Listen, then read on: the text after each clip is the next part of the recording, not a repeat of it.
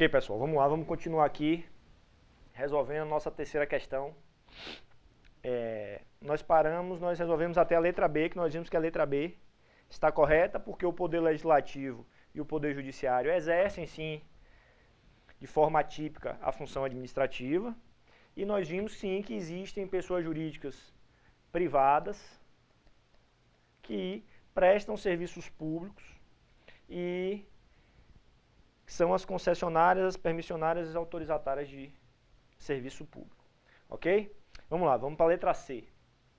Está contida nessa função administrativa a possibilidade da edição de atos gerais, tais como os decretos regulamentares, como também e principalmente atos individuais. O que acontece?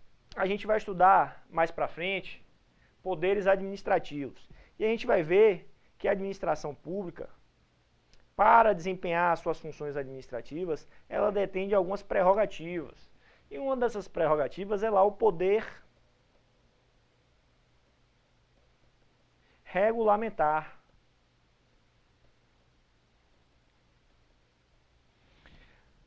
O que é esse poder regulamentar? Poder regulamentar é a prerrogativa que o chefe do Poder Executivo tem de explicar a lei para o seu fiel cumprimento. Então, a administração pública, sim, tem a possibilidade da edição de atos gerais, tais como os decretos regulamentares. Ok. Como também, e principalmente os atos individuais. A administração pública, aqui os atos individuais, ele está falando dos atos administrativos. Então, a administração pública, no desempenho da sua atividade, ela pode praticar atos gerais, como os decretos, tais como os decretos regulamentares, bem como atos individuais, que são os atos administrativos.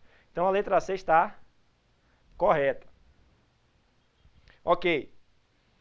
Vamos lá, letra D.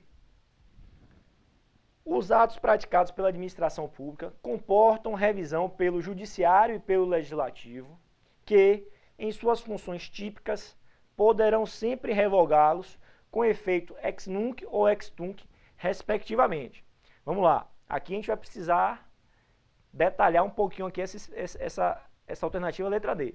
Os atos praticados pela administração pública comportam revisão pelo Judiciário e Legislativo em suas funções típicas, que em suas funções típicas poderão sempre revogá-los com efeitos ex nunc e ex tunc. Vamos lá.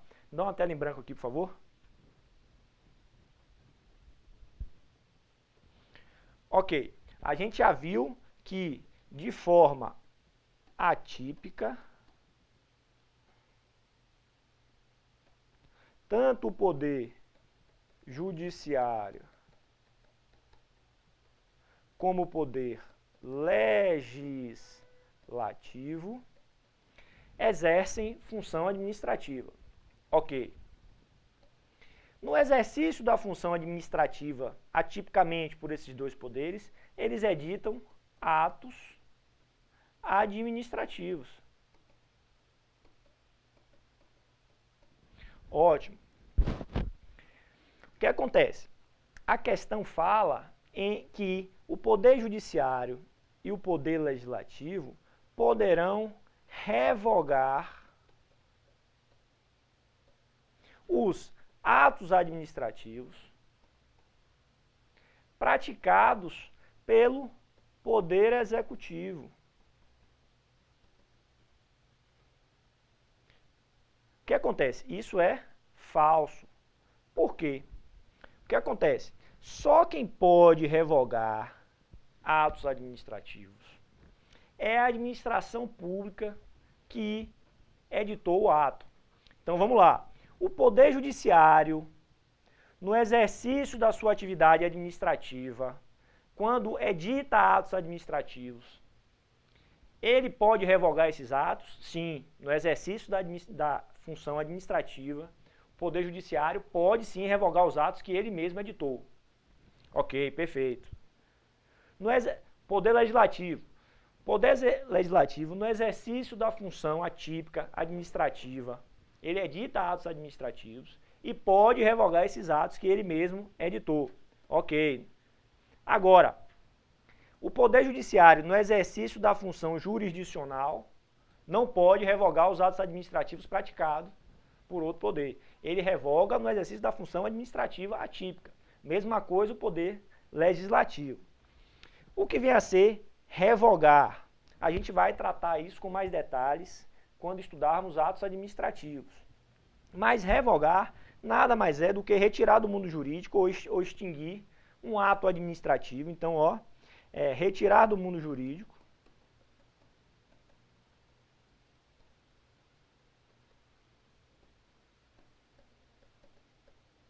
um ato administrativo por motivo de conveniência ou oportunidade. Ok, o ato deixou de ser conveniente, deixou de ser oportuno. Então esse ato pode ser revogado. Somente atos discricionários podem ser revogados. Então, quem pode revogar um ato administrativo? Somente a administração pública que praticou aquele ato. Ok. O que é a revogação? Revogação é a retirada do mundo jurídico do ato por motivo de conveniência e oportunidade.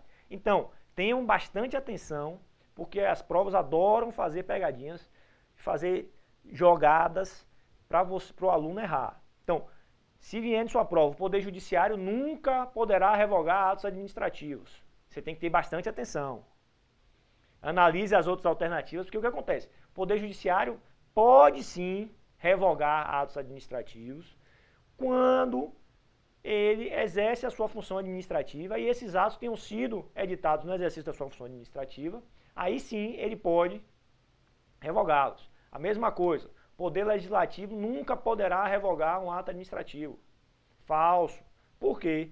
Porque o Poder Legislativo, no exercício da sua função atípica de administrar, ele pode editar atos administrativos discricionários e revogá-los por motivo de conveniência e oportunidade. Ok? Agora, o Poder Judiciário, no exercício da sua função jurisdicional, nunca poderá revogar atos administrativos. Perfeito. Na função jurisdicional, não. O Poder Legislativo, no exercício da sua função legislativa, nunca poderá revogar atos administrativos. Perfeito. Ok? Então vamos voltar para a questão. O que é que a questão está dizendo? Ó, os atos praticados pela administração pública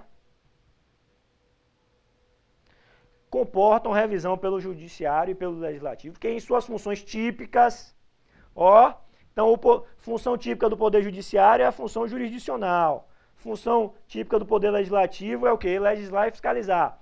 Então, na função típica, o Poder Judiciário e o Poder Legislativo não pode revogar atos administrativos praticados pela administração pública, ok? Isso torna a questão falsa, que é o gabarito, é a letra D.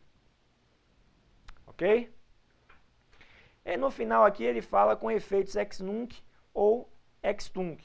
Isso a gente vai ver mais para frente quando a gente estudar atos administrativos, mas a gente pode adiantar.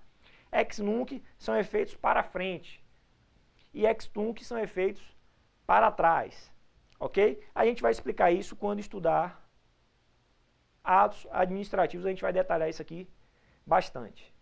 Bom, e a letra E, para concluir a terceira questão, ele diz que a questão fala sobre o conceito material de administração pública e diz que ela é exercida por meio de atos e comportamentos controláveis internamente e externamente pelo poder legislativo, contando-se com o auxílio do Tribunal de Contas. O que acontece? Quando a gente viu lá as funções típicas do poder legislativo, isso aqui está verdade. Quando a gente viu lá as funções típicas do poder legislativo, a gente viu que uma das funções típicas, a primeira é legislar, e a segunda é o quê? Fiscalizar. Beleza. Então o poder legislativo, ó, exerce o controle externo sobre os outros poderes. Ok? E o controle externo é exercido por quem? É exercido pelo Congresso Nacional com o auxílio do Tribunal de Contas. no caso da União. Então essa questão está perfeita. Aqui ele botou alguns conceitos de direito constitucional, mas é que a gente resolve tranquilamente.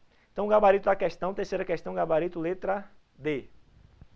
Vamos para a próxima questão. Quarta questão. Fundação Carlos Chagas 2011. O que acontece? A partir de agora, tem uma sequência de questões que são relativamente fáceis. Mas são conceitos que vocês têm que dominar, porque o problema da questão fácil é que você não pode errar. Porque todos os seus concorrentes vão acertar. Se você errar uma questão fácil, você vai ficar atrás dos seus concorrentes. Ok? Então, questão fácil a gente tem que acertar e tem que ter bastante atenção. Então, nós vamos apresentar alguns conceitos aqui simples, bastante simples, mas que vocês precisam chegar na prova sabendo e precisam ter atenção. Ok? Vamos lá, vamos para a quarta questão. Fundação Carlos Chagas 2011. A repartição de funções entre os vários órgãos de uma mesma pessoa jurídica da administração pública é conceito de... Vamos lá. Então ele deu uma definição, não é isso? A repartição de funções entre os vários órgãos de uma mesma pessoa jurídica da administração pública é o conceito de... E aí dá desconcentração, descentralização, descentralização por serviços. Vamos ver alguns conceitos aqui para a gente não ter dificuldade mais com esse tipo de questão. Você me dá uma tela aí, por favor? Vamos lá. Primeira coisa, quando aparecer essa palavrinha desconcentração ou a palavrinha descentralização, você fique esperto. Primeira coisa, desconcentração é diferente de descentralização. Então, o que é que a prova vai fazer? Como o vocábulo ou a palavra é parecida, desconcentração, descentralização, a prova vai botar o conceito de desconcentração como descentralização, ou vai pegar o conceito de descentralização e vai botar como desconcentração. Aí você vai me dizer, Luiz, isso é muito fácil, pelo amor de Deus. Se eu não souber distinguir desconcentração e descentralização, eu sei que é fácil, mas você tem que ficar atento porque a palavra é parecida. E na hora da prova você está nervoso, faz leitura dinâmica e erra. Então, apareceu desconcentração e descentralização, questão que não pode perder, porque é questão fácil, ok? Você fica esperto. Destaca lá, ó, desconcentração. Destaca lá, ó, descentralização. Ok, mas vamos para os conceitos. Ok, o que vem a ser desconcentração?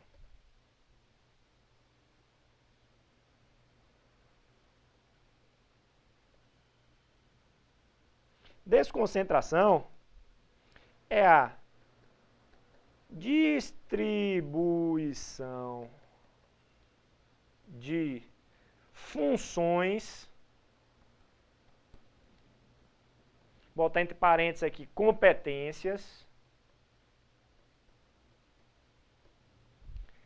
dentro de uma mesma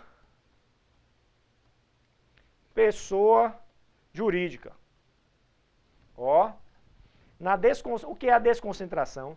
Distribuição de competências ou distribuição de funções dentro de uma mesma pessoa jurídica. Ok. E a descentralização? O que vem a ser a descentralização? Descentralização é a distribuição de funções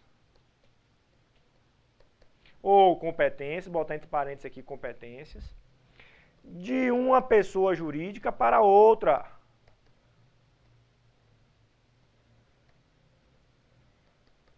Então, ó, desconcentração diferente de descentralização.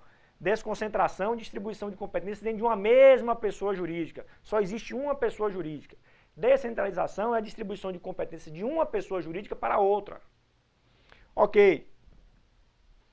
Vamos voltar para a questão. O que é que a questão diz lá? A repartição de funções entre os vários órgãos de uma mesma pessoa jurídica da administração pública é o conceito de quê? Então, ó, o que é que ele está dizendo aqui, ó? Repartição de funções, ó, distribuições de funções dentro de uma mesma pessoa jurídica, ó. Isso é o conceito de quê? Desconcentração. Muito tranquilo, não é isso? Não tem problema nenhum. Vamos passar para a próxima questão. Questão 5. Quando a administração pública, diante da complexidade das atividades por ela desenvolvidas, distribui competências no âmbito de sua própria estrutura, a fim de tornar mais ágil e eficiente a prestação dos serviços, ocorre a técnica administrativa intitulada de quê? Ó, ela disse aqui, a questão disse a mesma coisa, só que com outras palavras.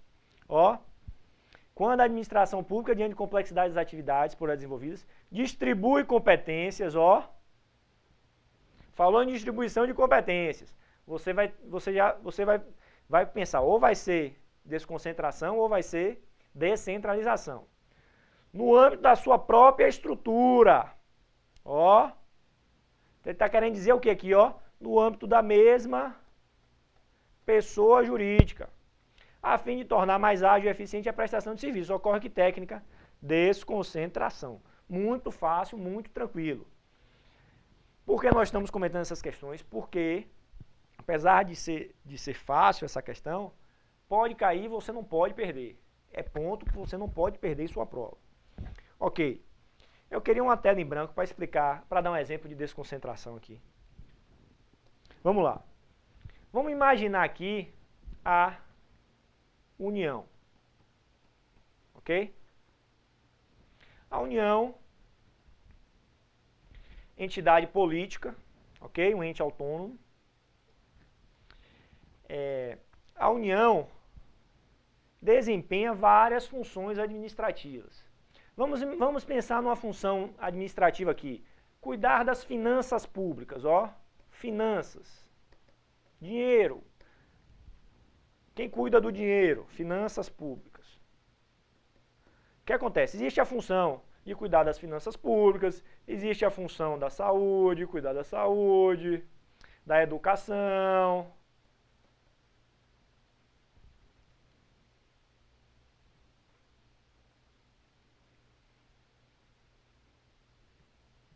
Educação.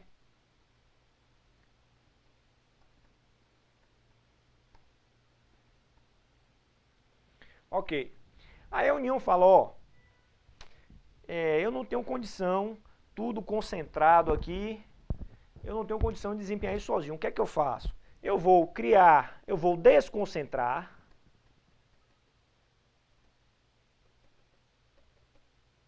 eu vou distribuir essa competência de cuidar das finanças públicas para o Ministério da Fazenda. A União veio, por meio de lei, criou o Ministério da Fazenda para desempenhar as funções de finanças públicas. O que foi que a União fez? Distribuição de competências dentro de uma mesma pessoa jurídica. Ok. Como é o nome disso? Desconcentração. Ok. Qual é a consequência da desconcentração? A consequência da desconcentração é a criação, ó, dos órgãos. A desconcentração tem como consequência a criação de órgãos. Ok. Aí o Ministério da Fazenda analisa, diz, não, eu não tenho condição também de concentrar todas as funções de finanças. Por meio de lei, a União vem e cria, ó, eu vou criar a Secretaria, a Receita Federal do Brasil. Para quê? Para cuidar da arrecadação dos tributos federais. Ó, eu vou criar a Secretaria do Tesouro Nacional. Para quê? Para cuidar do Caixa, a conta única do Tesouro, cuidar do Caixa, cuidar da minha política fiscal. O que aconteceu aqui, ó, quando o Ministério da Fazenda distribuiu essa competência para essa função para a Receita Federal? Desconcentração. Tem como consequência o quê? A criação de um órgão. Ok? Mesma coisa, criou a Secretaria do Tesouro Nacional. Desconcentração. Criou o quê? Um órgão. Ok. Então, isso é desconcentração. Tem como consequência a criação de órgãos. Mas, vamos imaginar aqui que a União resolva que ela não vai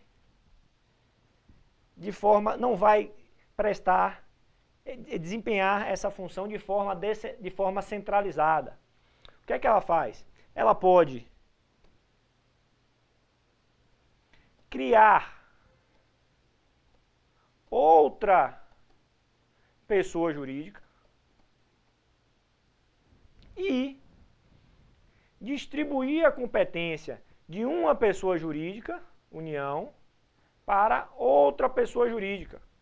Vamos imaginar aqui, ó, Banco Central, que é uma autarquia. O que foi que a União fez? Ó, Ministério da Fazenda. A política monetária, quem vai cuidar é uma pessoa jurídica especializada. Eu vou criar uma pessoa jurídica só para isso. Como é que chama essa distribuição de competências de uma pessoa jurídica para outra?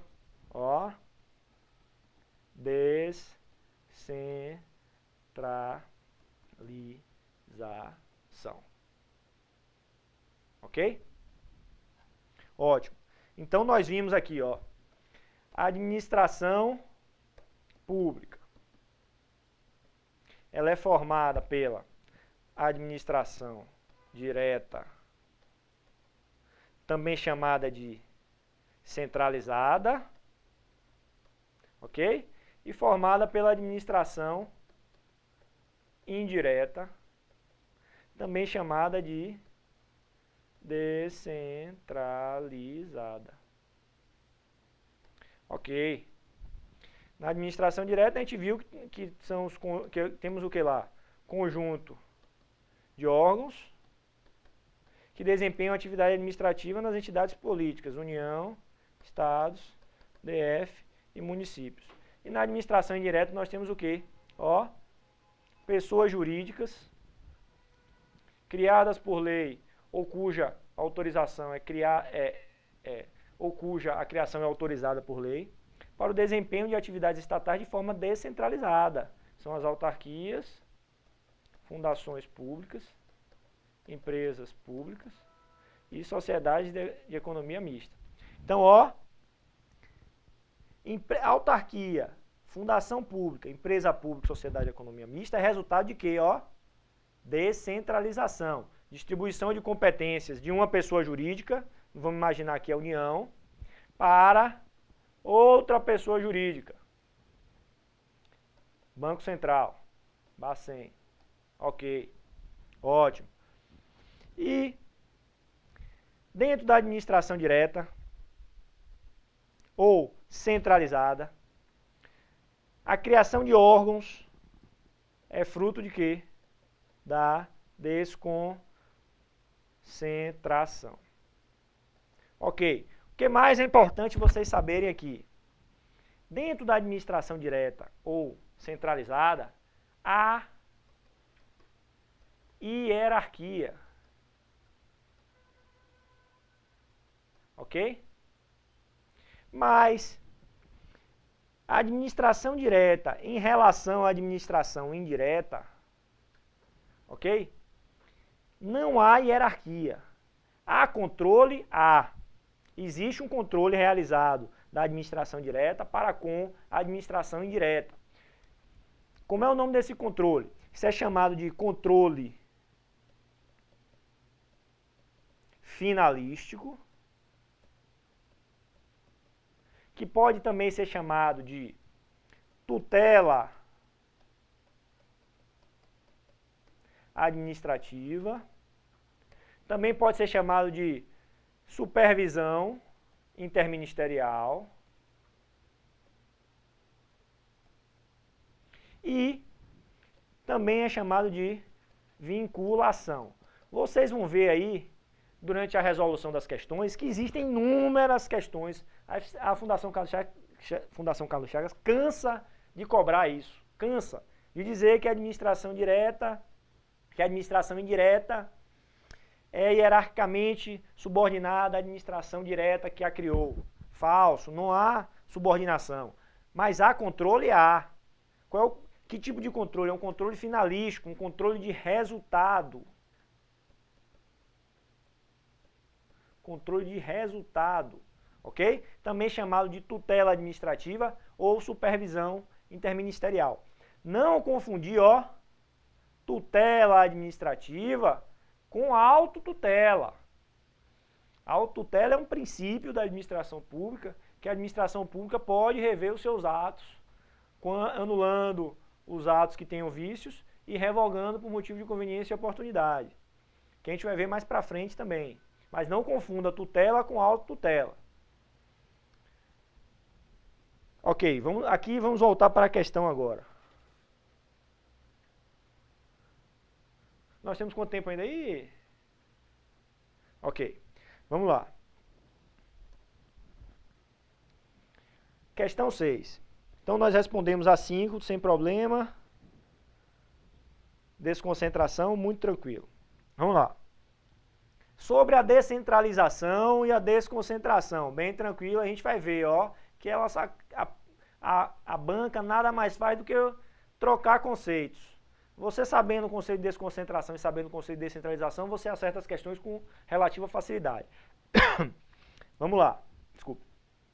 Sobre a descentralização e a desconcentração, é correto afirmar que a descentralização compreende a distribuição de competências para outra pessoa jurídica. Ó, descentralização, distribuição de competências de uma pessoa jurídica para outra. Então, compreende a distribuição de competências para outra pessoa jurídica. Beleza, até aqui está certo. Enquanto a desconcentração constitui distribuição de competências dentro da mesma pessoa jurídica. Ó, perfeito. Você podia marcar e ir embora, para não perder tempo. Se você leu com atenção, você podia marcar, ganhava esse ponto aí na moleza. Mas eu recomendo que você dê uma checada nas outras questões, porque às vezes você acha outra que está certa e volta para a letra A, vê que você se passou em algum detalhe, mas a letra A é o gabarito. Vamos para a letra B. Desconcentração compreende a distribuição de competências para outra pessoa jurídica. Ó, desconcentração colocou o conceito de quê? De descentralização. Ok? Letra C, então tá falso. Letra C. Descentralização constitui distribuição de competências dentro da mesma pessoa jurídica. Ó, pegou descentralização e colocou o conceito de quê? De desconcentração. Muito tranquila essa questão, né? Aqui bastava saber os conceitos e ter atenção. Letra D, então a letra C está falso. Letra D. Descentralização compreende a distribuição de competências para outra pessoa jurídica, vedada a delegação de serviço público à pessoa jurídica e direito privado. O que acontece? Descentralização compreende a distribuição de competências dentro da mesma de competências para outra pessoa jurídica? Sim, até aqui está verdade. Vedada a delegação de serviços públicos à pessoa jurídica e direito privado, esse trecho aqui está falso. Porque a gente vai ver que existe uma forma de descentralização em que, a chamada descentralização por delegação, em que há a transferência da execução dos serviços públicos para pessoas jurídicas de direito privado. E até porque as empresas públicas e as sociedades de economia mista são pessoas jurídicas, PJs, de direito privado. Ok? Então essa questão está falsa. Letra E. Desconcentração constitui a delegação de serviço público à pessoa jurídica de direito privado por meio de permissão ou concessão. Isso aqui, ó, é a chamada descentralização por delegação. Ou por, também chamada descentralização por colaboração. A gente volta no próximo bloco, detalhando um pouco aí as formas de descentralização, ok? Vamos dar uma paradinha agora.